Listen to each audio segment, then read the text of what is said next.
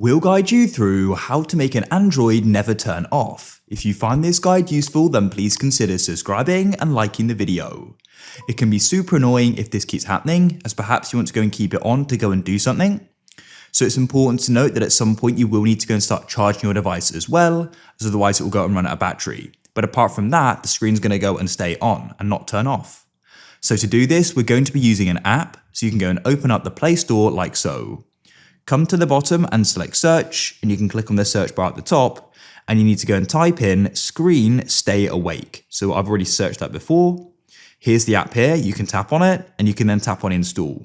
Now go and wait for it to download. When it's finished, you can then go and open it up just like so.